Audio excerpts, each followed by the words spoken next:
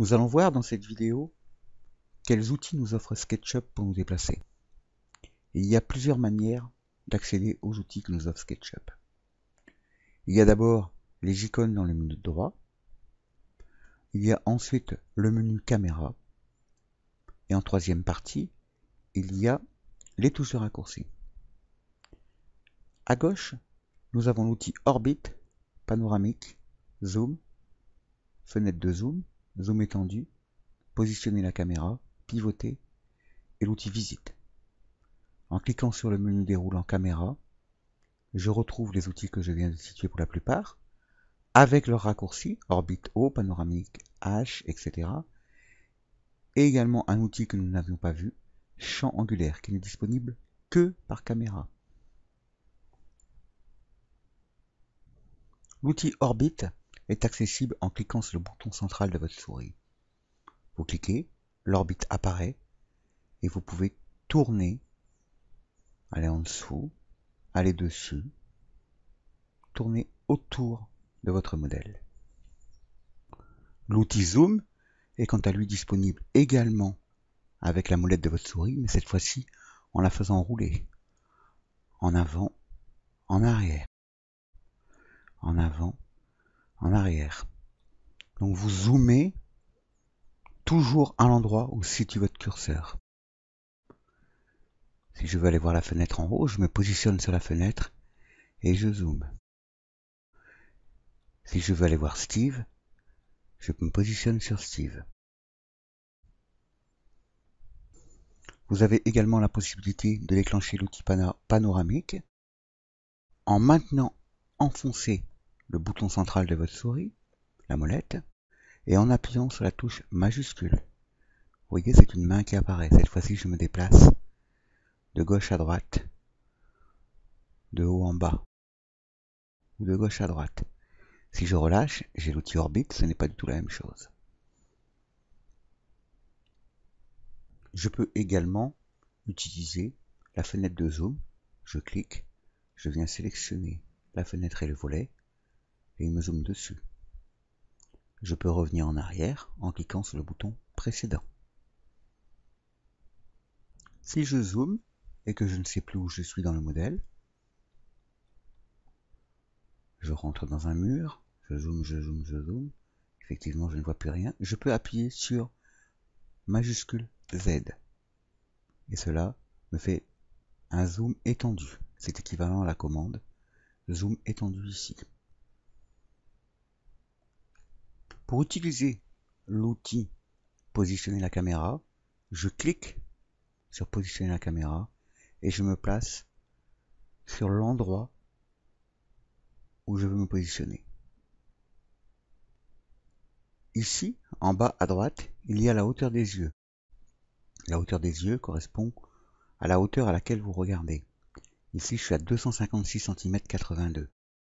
Je vais donc taper 180 pour avoir une hauteur d'1,80 m. Vous voyez qu'automatiquement, l'outil pivoter est activé. Je clique sur le bouton droit de ma souris, le bouton gauche de ma souris. Je glisse vers la gauche. Je me déplace et je vois comme si je bougeais la tête.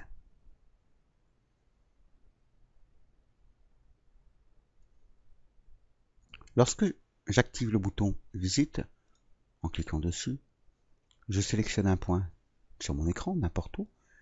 Je clique et je fais glisser ma souris vers le haut, j'avance. Je fais glisser ma souris vers le bas en maintenant le bouton gauche appuyé, j'avance, je recule, j'avance. Voilà. Ici, il y a un objet qui me bloque. Je continue à cliquer et j'appuie sur la touche Alt. Je passe à travers l'objet. Je continue à avancer, j'appuie sur Alt, je rentre dans la maison. Je relâche, j'appuie sur le bouton central de ma souris, la molette de ma souris, et je peux tourner la tête. Je visite donc la maison. J'appuie sur la flèche haut du clavier et je me déplace. J'appuie sur droite et je me déplace comme dans un jeu vidéo dans toute la maison. Je tourne sur moi-même, je me déplace. Je désire me mettre à la taille d'un enfant, je tape 90 au clavier et vous voyez la hauteur des yeux ici en bas à droite qui passe à 90. Je clique sur Entrée et je suis à 90 cm. Ma hauteur des yeux est à 90 cm. Voilà, je me déplace autant que je veux et je peux me promener dans les modèles comme je veux. J'arrive à la fenêtre, je fais demi-tour, etc., etc. Lorsque je tombe sur un escalier, je le monte de la même manière que je le montrais dans la vie, en faisant 90 cm.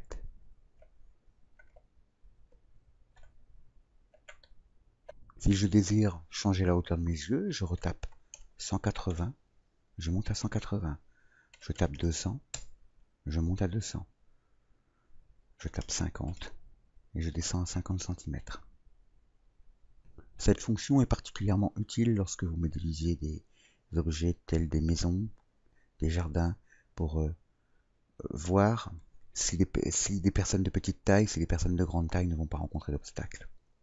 En appuyant sur la touche majuscule de votre clavier et en continuant à avancer, vous vous déplacerez vers le haut et vers le bas. Comme ça, là, vous pouvez sortir du modèle. Majuscule Z pour rezoomer. Voyons maintenant la dernière commande. Caméra, champ angulaire. Je dézoome. Je me mets dans la position que je veux. Et avec le champ angulaire, je déforme mon modèle en cliquant de droite à gauche ou de gauche à droite. Je déforme mon modèle par exemple, de haut en bas hein, également. Je le déforme comme ceci. Je recommence et je le déforme intégralement. Voilà. J'appuie sur la touche espace et vous voyez qu'il est dans tous les sens. Je pense que cette fonction est surtout utilisée pour les dessins animés ou des choses du genre. Pour remettre mon modèle droit, je resélectionne. Là j'ai sélectionné le modèle, je ne suis pas obligé. Je resélectionne champ angulaire et dans la fenêtre en bas à droite, je tape 45. Mon modèle est de nouveau droit. Voilà. Donc, nous avons fait le tour des commandes de déplacement sous SketchUp.